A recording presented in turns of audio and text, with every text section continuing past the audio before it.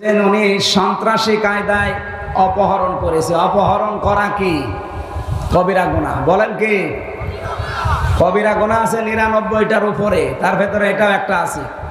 সুতরাং এই কাজ যিনি করেছেন তারা ইমামতির দায়িত্ব দেওয়া জায়েজ নেই। আরো ২টা লিখেছেন, ওগুলো বলার মতো না। এই জন্য প্রথমটায় যেহেতু শেষ, আর দুটো বলার দরকার নেই।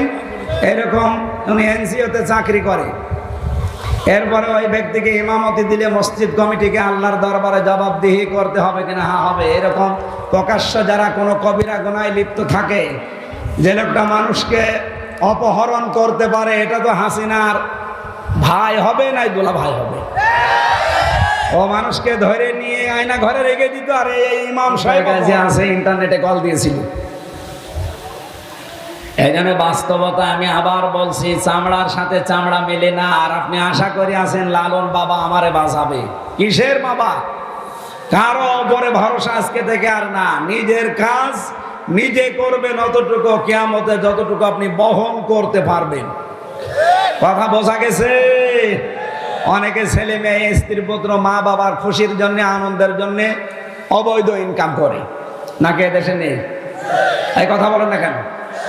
আমাল হায়াতুদ দুনিয়া ইল্লা মাতাউল গুরুর। আল্লাহ বলেন পৃথিবীর জমিনে যা আছে সব ধোঁকা। আপনার ছেলে মেয়ে বলেন, স্ত্রী বলেন, মা বাবা বলেন, সব ধোঁকা। এদের আনন্দের জন্য, খুশির জন্য আপনি ডান হাত বাম হাত দেখেন না। বাবা শাহজালাল সব হালাল বলে কামাই করছেন, জবাব দিতে পারবেন? আর আপনার পাপের বোঝা আপনার বউ নেবে? আপনি এখনই মরে যান, আল্লাহর কসম এখন মরে যান, আপনাকে রাত্রে আপনার বউ একা পাহারাও দেবে না। বলবা রা বাবা জিন আসবে, দরকার হয় ৩-৪ জন দেন, একসাথে পাহারা দিই। সকালবেলা আপনারা মাটির নিচে দিয়ে দিবে। আমাকে বেশি বললাম? বলেন বলেন। শুধু মাটির নিচে দিয়ে শেষ। ৩ দিন হয়তো পাগলের মতো কান্নাকাটি করবে। আমাকে আমার নিজের ম্যাডাম, ও আমার ভালোবাসে আমি জানি। ৩ দিন পাগল হয়ে যাবে। ৭ দিন পরে দেখবেন স্বাভাবিক খাবার দাবার আবার হচ্ছে। ৪০ দিন পরে একেবারে আমারে ভুলিয়ে যাবে। ৪ মাস ১০ দিনের ভেতরে ঠিক দেখবেন ওর মা বাবা এসে ওরা অন্য জায়গায় বিয়ে দিয়ে দেবে। কথা বলছে না কেন? আমার এখন ৩৩, ম্যাডামের ২৬। ২৬ বছরের মহিলা এখন মরে গেলে ওর মা বাবা রাখবে ওরে? বলবে মেয়ের সারা জীবনের দায়িত্ব দরকার না, এই হিসাবে বিয়ে দেবে। ৩-৪ দিন যেতে না যেতে দেখবেন ওই ম্যাডাম কল দিয়ে বাবা মাকে বলবে, বাবা মা খুব ভালো করেছো, ও হামজার চাইতে এটা ১০০ গুণ ভালো। হ্যাঁ, কথা বলছে না কেন? এটা বাস্তবতা কিনা বলেন তো? আমি বিশ্বাস করি এটাই বাস্তব। ৩ বছর ফাঁসির এই কন্ডেম সেলের ভেতরে আমি যদি কিছু না শিখি, এইটা শিখেছি যে দুনিয়া পুরাটা ধোঁকা। সেই স্ত্রী বলেন, ছেলে মেয়ে বলেন, আর মা বাবা বলেন, ওইটাও ধোঁকা। স্বার্থ ছাড়া দুনিয়ায় কেউ কারণ। এই জন্য আমি পাপ করব, আমার পাপের বোঝা আমার মা বাবা নেবে কিয়ামতে না। মা তো কিয়ামতে পরিচয় দেবে না। ইয়াউমা ইয়াফিরুল মারউ মিন আখিহি ওয়া উম্মিহি ওয়া আবিহি ওয়া সাহিবাতিহি ওয়া বানি। এই তাফসিরে উম্মিহি ওয়া আবিহি এই ব্যাখ্যায় আমি পড়েছি কিয়ামতের দিন অনেক সন্তান একটা নেকির কারণে জান্নাত যেতে পারবে না। মায়ের পা ধরে থাকবে ৫০০ বছর। কত? ৫০০ বছর পরে ওর মা ওর মুখের উপরে লাথি দিয়ে বলবে, কে তুই? আমি তোরে চিনি না। সন্তানের পরিচয় দাও, আমার তো দুনিয়ায় বিয়েই হয়নি। কুমারখালীবাসী, যেহেতু এই জেলাটা আমার নিজের, ৬৪ জেলার ভেতরে জেলার মানুষকে এমনি স্বাভাবিকভাবে ভালোবাসি বেশি। মন থেকেই বলছি, দুনিয়ার কিন্তু সবই ধোঁকা। কুষ্টিয়ায় বাড়ি গাড়ি আমারও আছে, এগুলোও ধোঁকা। গ্রামে আমার হাল সাথে বাড়ি গাড়ি আছে, আমার বাবার দাদার জমি জায়গা আছে, এগুলোও ধোঁকা। আমার বাবা রিয়াজউদ্দিন, তার বাবা জাহান আলী, তার বাবা নওয়াজ আলী, এরপরে আমি আর চিনি না, আর আমার চিনার দরকারও নেই। কথা বলছেন না কেন? এই নওয়াজ আলীর বাবা খুব বেশি হলো ৬১ বছর আগে মরে গেছে, আমি হিসাব করে দেখলাম। এই লোকটা যদি এখন কবর থেকে উঠে এসে আমার বাড়িতে বলে যে এই ২ তলা বাড়ি আমার, এই ভিটা আমার কেনা ছিল, আমি এখানে থাকতে চাই, কুমারখালীবাসী বলেন তো ওই নওয়াজ আলীর বাবারে আমি ঢুকতে দেব? কিসের নওয়াজ আলীর বাবা আপনি? আমি তো নওয়াজ আলীকে চিনি না। এই কথা বলছেন না কেন? এই জন্য আমি আবার স্মরণ করাচ্ছি, আমি নিজে স্মরণ করছি, সবাইকে করাচ্ছি, কেউ কারো না। সুতরাং কারো জন্য নিজের আখের যেন আমরা নষ্ট না করি। আল্লাহ আমাদের সম্মতি দান করেন, বলেন আমিন। আমরা 5টা জিনিস এভাবে পুরা শরীরের ভেতরে পেয়েছিলাম, এগুলো সব বাদ দিলাম, সময় কম তো আমি তাড়াতাড়ি করছি। দরুদ আর সালাম পাঠ করার মাধ্যমে আজকে আরম্ভ করছি সূরা মায়েদা 55 নম্বর আয়াত। আমার আলোচনার বিষয় অভিভাবক। কি বললাম? আরো জোরে বলেন। পরিবার, সমাজ, রাষ্ট্রে, পৃথিবীতে কাকে আপনি অভিভাবক হিসাবে গ্রহণ করবেন, কেন করবেন, কেমন ভাবে করবেন, এই কথাগুলো আজকের আয়াতে আছে। কোন সূরা বললাম যেন? মায়েদা। বলেন বলেন। তাম পৃথিবীটা আল্লাহ মায়েদা বানিয়ে রেখেছেন। মায়েদা মানে দস্তরখানা। মায়েদা মানে কি? আরো জোরে বলেন। এখান থেকে একটা হাদিস এসেছে, ইয়াদের শানে নজরের ভেতরে বেশি নবীজি জানিয়েছেন এই যে মায়েদা মানে দস্তরখানা। তাম দুনিয়াটা আমার আল্লাহ খাবারের প্লেটের মতো সাজিয়ে দিয়েছেন। এই জন্য রিজিকের দায়িত্ব আল্লাহর, এটা কারো হাতে আল্লাহ দেয়নি। কুষ্টিয়ার মানুষেরা কারো রিস্কের দায়িত্ব কারো বাবার না, মায়ের না, স্বামীর না, সন্তানের না, নেতার না। রিস্কের দায়িত্ব কার? এই জন্য যে দায়িত্ব আল্লাহ নিয়েছে ওইটা নিয়ে আপনার চিন্তা করার দরকার নেই। যেটার দায়িত্ব আল্লাহ নেয়নি ওইটা নিয়ে চিন্তা করেন। আল্লাহ নেয়নি কোন দায়িত্ব? আপনি কি করবেন না করবেন এই দায়িত্ব আল্লাহ নেয়নি। এই জন্য এমন কোন কাজ করা ঠিক না যে চোখ বন্ধ হওয়ার পরে আমার আবার আফসোস করা লাগে। এমন কিছু কিছু কাজে আঞ্জাম দেওয়া দরকার। হযরতে আবু যর গিফারী রাদিয়াল্লাহু তাআলা আনহু বলেন, আমার বন্ধু মুহাম্মদুর রাসূলুল্লাহ সাল্লাল্লাহু আলাইহি ওয়াসাল্লাম আমাকে 7টা বিষয়ের উপদেশ দিয়েছিলেন জীবনে। আমার ওই 7টা বিষয় সারা জীবন আমি মনে রেখে রেখে চলেছি। তার 1 নম্বরে আমার বন্ধু আমাকে বলতেন, আবু যর আখিরাতের বিষয়ে সব সময় উপরের দিকে তাকাবা আর দুনিয়ার বিষয়ে সব সময় নিচের দিকে তাকাবা।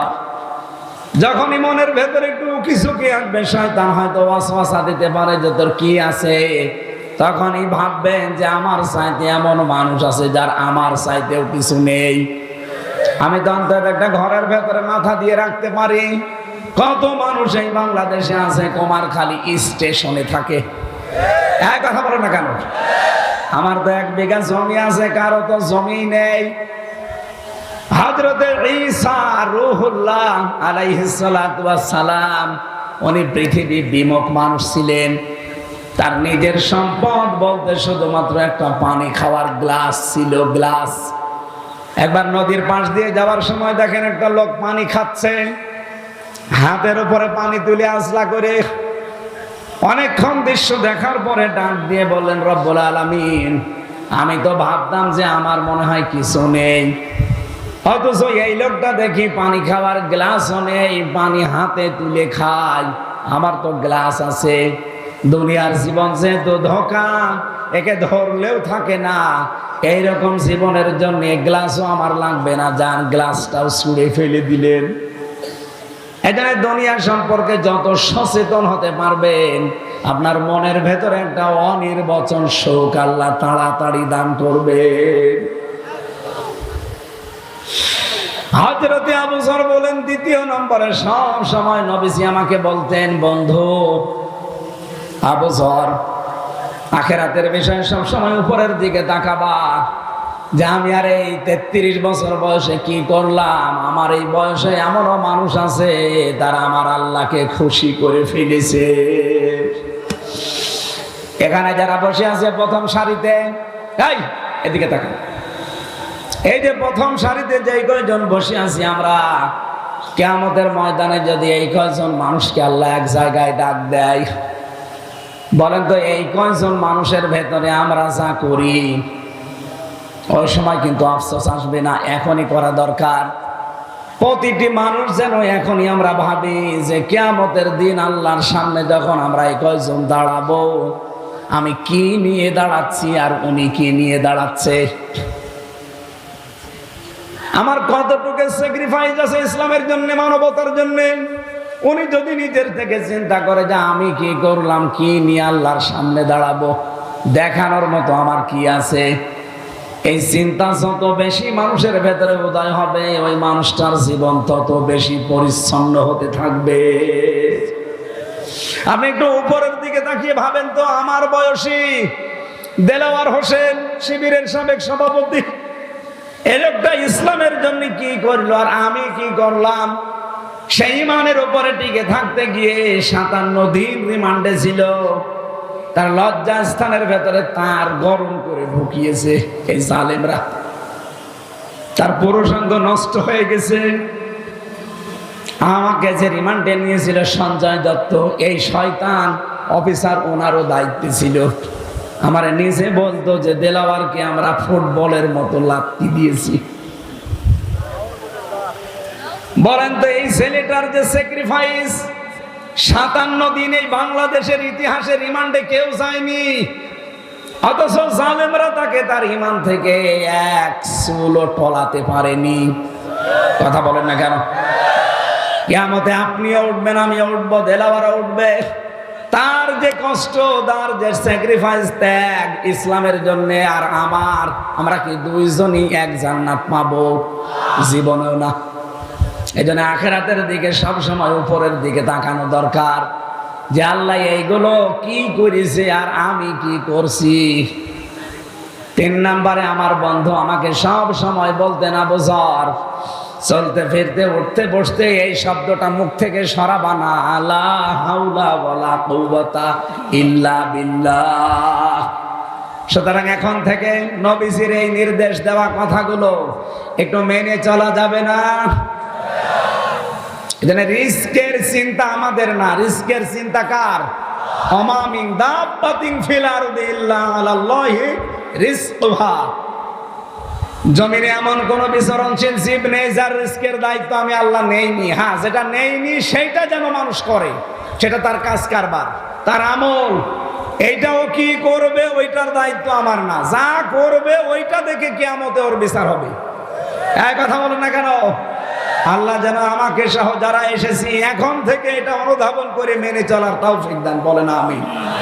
আমার যেহেতু দায়িত্ব আল্লাহ নেয়নি আমলের, সুতরাং এমন আমল করা লাগবে যেন আমি কিয়ামতে পার পেয়ে যাই। দস্তরখানার নাম বললাম কেন?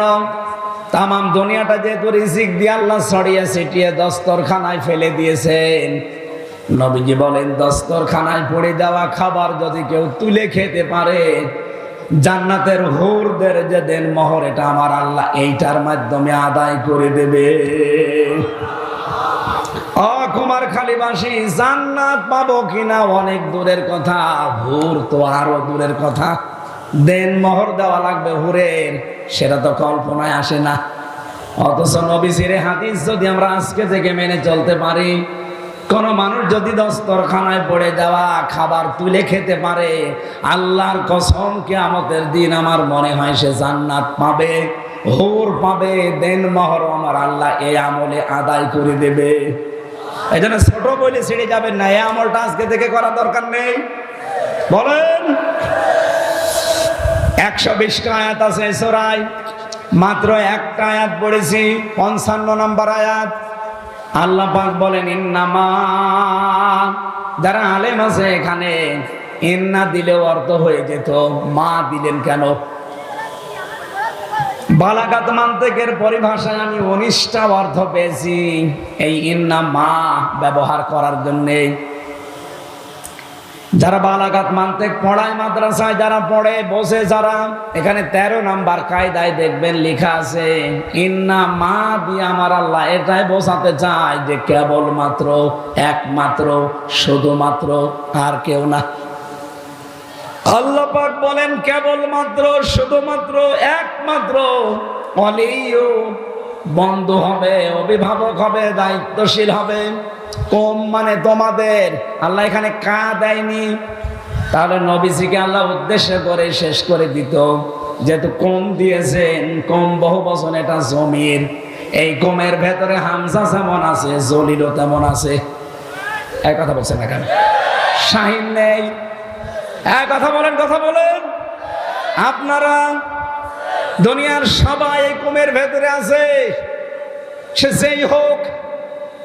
তাম পৃথিবীতে এখন 810 কোটি মানুষ, সবাই এই কুমের ভেতরে, আল্লাহ বলেন এর ভেতরে আছে। আর তোমাদের জন্য কেবলমাত্র একমাত্র শুধুমাত্র অভিভাবক হিসাবে গ্রহণ করতে পারো আল্লাহ। তোমাদের একমাত্র অভিভাবক হবে, বন্ধু হবে কে? আরো জোরে। 2 নম্বরে তোমাদের বন্ধু হবে রাসূল, কে? 3 নম্বরে তোমাদের বন্ধু হবে ইমানদার। এখন ইমানদার কারা? বাংলাদেশে তো আমরা 96% মুসলমান, সবাই নিজেকে ইমানদার দাবি করি না। এদের পরবর্তীতে আল্লাহ 3টা গুণ দিয়েছেন। এই 3টা গুণ যাদের ভেতরে দুনিয়ায় থাকবে তারা ইমানদার, আর তাদেরকে আপনি অভিভাবক হিসাবে, বন্ধু হিসাবে মেনে নিতে পারেন। এ কথা কার? সুতরাং আজকে থেকে অভিভাবক হবে, বন্ধু হবে কে? আরো জোরে কে? 2 নম্বরে রাসূলুল্লাহ, 3 নম্বরে ইমানদার। ও ইমানদার যাদের 3টা গুণ আছে। 1 নম্বরে যারা নামাজ কায়েমের আন্দোলন করে, 2 নম্বরে যারা যাকাত ভিত্তিক অর্থনীতি কায়েম করে, 3 নম্বরে যারা রুকুকারীদের সাথে রুকু করে, তার মানে জামাতবদ্ধ হয়ে নামাজ পড়ে।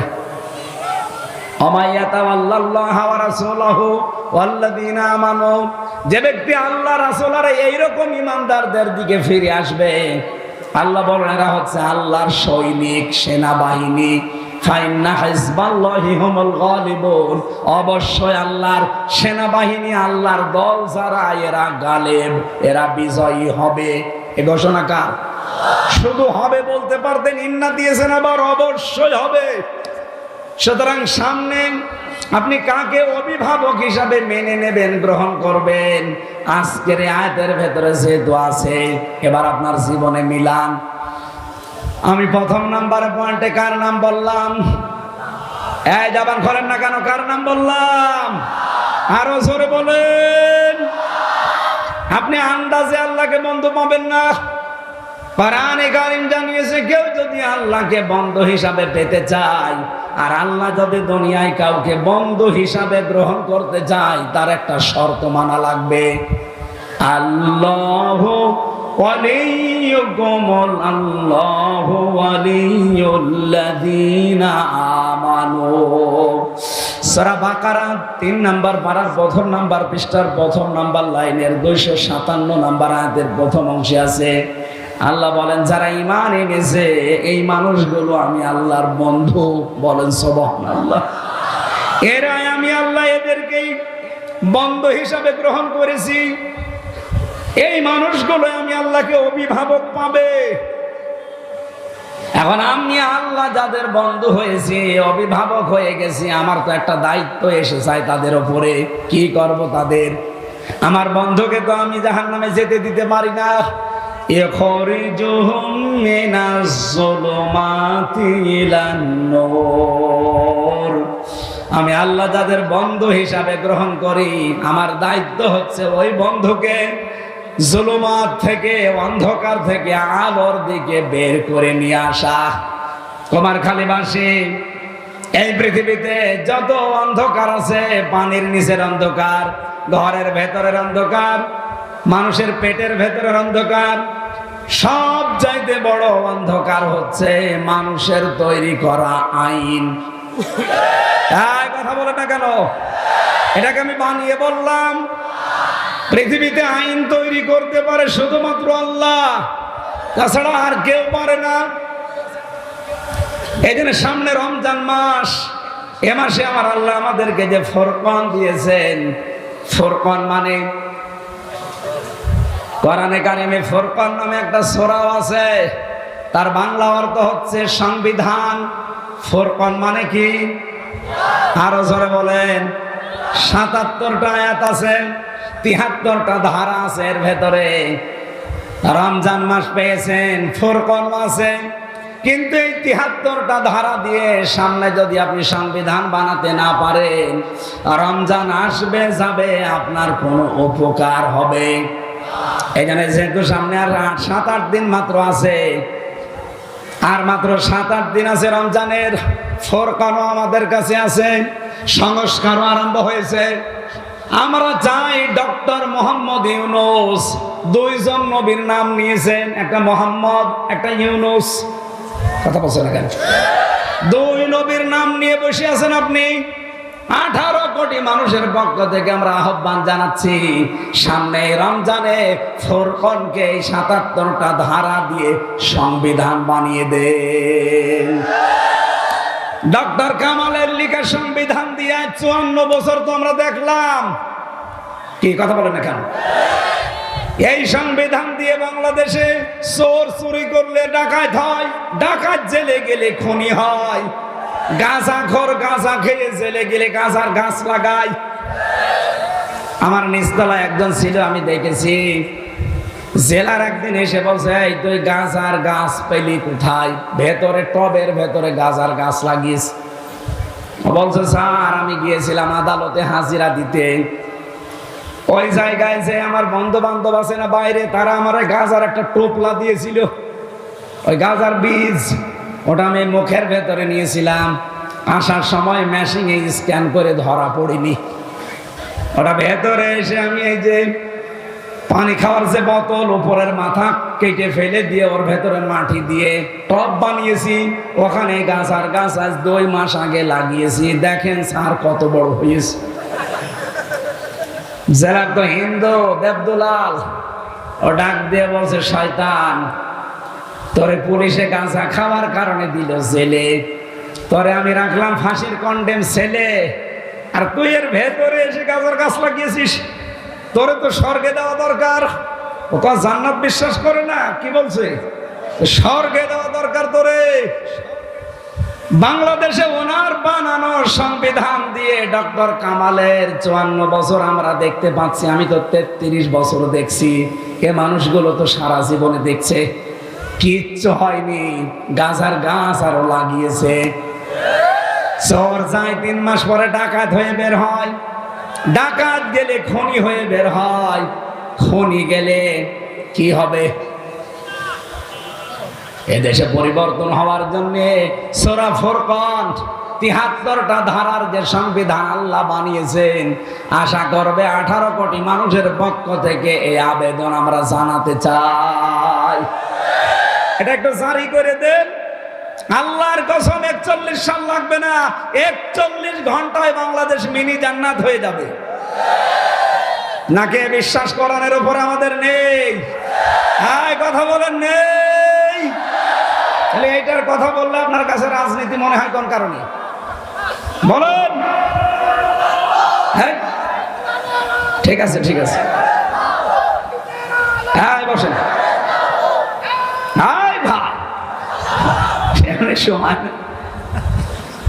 আল্লাহ যদি কাউকে বন্ধু হিসাবে মেনে নেয়, আল্লাহর দায়িত্ব হচ্ছে অন্ধকারের ভেতর থেকে তারে আলোর দিকে নিয়ে আসে। আপনি দেখবেন আস্তে আস্তে মানুষের তৈরি করা আইন কানুন দিয়ে যে দল গঠন করা হয়, দল ছেড়ে দেবে, ইসলামের দিকে আলোর দিকেও ফিরে আসবে। তখন সে যেন বিশ্বাস করে আল্লাহ আমাকে বন্ধু হিসাবে গ্রহণ করেছে। আর যদি দেখেন না ইসলামে ছিলাম, আরো বের হয়ে চলে যাচ্ছি, আল্লাযীনা কাফারু আউলিয়াউহুমুত তাগুত ইখরিজুনাহুম মিনান নূরি ইলা যুলুমাত। আল্লাহ বলেন শয়তানেরও বন্ধু আছে, যারা কাফের তারা তাগুতের বন্ধু। শয়তান তাদের কাজ চালায় কি, তাদেরকে ইসলামের ভেতর থেকে বের করে ওদেরকে অন্ধকারের দিকে নিয়ে যায়। আপনি যখন দেখবেন ইসলামী অর্থনীতি আপনার ভালো লাগে না, ইসলামের টাকা পয়সার ব্যাপার লিখেছেন, এরপরে লিখেছেন উনি সন্ত্রাসী কায়দায় অপহরণ করেছে। অপহরণ করা কি কবিরা গুনাহ? বলেন কি কবিরা গুনাহ আছে 99টার উপরে, তার ভেতরে এটাও একটা আছে। সুতরাং এই কাজ যিনি করেছেন তারা ইমামতির দায়িত্ব দেওয়া জায়েজ নেই। আরো 2টা লিখেছেন, ওগুলো বলার মতো না। এই জন্য প্রথমটায় যেহেতু শেষ, আর 2টো বলার দরকার নেই। এরকম উনি এনজিওতে চাকরি করে, এরপরে ওই ব্যক্তিকে ইমামতি দিলে মসজিদ কমিটিকে আল্লাহর দরবারে জবাবদিহি করতে হবে কিনা? হ্যাঁ হবে। এরকম প্রকাশ্য যারা কোনো কবিরা গুনায় লিপ্ত থাকে, যে লোকটা মানুষকে অপহরণ করতে পারে, এটা তো হাসিনার ভাই হবে না দুলা ভাই হবে? ও মানুষকে ধরে নিয়ে আয়না ঘরে রেখে দিত, আর এই ইমাম সাহেব অপহরণ করিস। এ কোন এলাকার ইমাম গো? ইমাম, ওরা তো ইমামই নেই, ওই ইমামতি করে কি দিয়ে? আল্লাহুম্মা আমিন। লা হাওলা ওয়ালা কুওয়াতা ইল্লা বিল্লাহিল আলিয়্যিল আযীম। রব্বুল আলামিন কোরআনে কারীম থেকে যে কথাগুলো অল্প সময় হলেও আমরা শুনেছি, আশা করি তোমার বান্দা বান্দিরা বুঝেছে। যতটুকুই বুঝলাম আল্লাহ মেনে চলার তৌফিক আমাদেরকে ভিক্ষা দাও। সম্মানিত মা বোনরা যারা এসেছে তাদের জন্য আলাদা করে কিছু বলতে পারলাম না, তুমি তাদেরকে হযরতে ফাতিমার মতো, খাদিজার মতো বানিয়ে দাও। স্বামী সংসারে যাদের অশান্তি আছে আল্লাহ তুমি শান্তি দান করো। এই ময়দানে যারা এসেছে বিশেষ করে সম্মানিত সভাপতি আলহাজ আব্দুল জলিল, আল্লাহ তোমার গোলামকে কবুল করে নাও। যার মাধ্যমে আসলাম মাওলানা হাফেজ জুলফিকার আলী, গ্রামের সন্তান। রব্বুল আলামিন, যে গ্রামে একজন আলেম থাকে, আলেম যদি মারা যায় ওই এলাকা যেন মারা যায় এমন কথা আমি পড়েছি। সুতরাং তাকে জীবিত রাখো, তার হায়াতটা বাড়িয়ে দাও। তার মা বাবা দুনিয়া থেকে যারা বিদায় নিয়েছে কবরটা তুমি জান্নাতুল ফেরদাউস তৈরি করে দাও। তার একটা ভাইও দুনিয়া থেকে বিদায় নিয়েছে। আল্লাহ তাআলা শাহিন ভাই এসেছে, তার শ্বশুর ইন্তেকাল করেছে, জনাব নজরুল ইসলামকে মাফ করে দাও। কত মানুষ এখানে বসে বসে আমিন আমিন করছে, অনেক মানুষ দোয়া চেয়েছে ময়দানে। যারা দোয়া চেয়েছে মনের আশাগুলো পূরণ করে দাও। আল্লাহ তাআলা 3টা বছর জালেমের জেলখানায় আমি অসুস্থ, এখনো পর্যন্ত স্বাভাবিক হতে পারি না। আমার শরীর এবং কণ্ঠ আগের মতো ফিরিয়ে দাও। বারাকাল্লাহু লানা ওয়া লাকুম ফিল কোরআনিল আযীম। এলাকায় মাটির নিচে যত মানুষ ঘুমিয়ে আছে কোরআনের ইজ্জতে মাফ করে দাও। আল্লাহ তাআলা সহজ সরল ভাষায় যে কথাগুলো বললাম, অভিভাবক হিসাবে কাকে গ্রহণ করা লাগবে তুমি জানিয়েছো।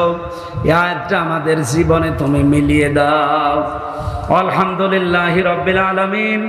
লা ইলাহা ইল্লাল্লাহু মুহাম্মাদুর রাসূলুল্লাহ।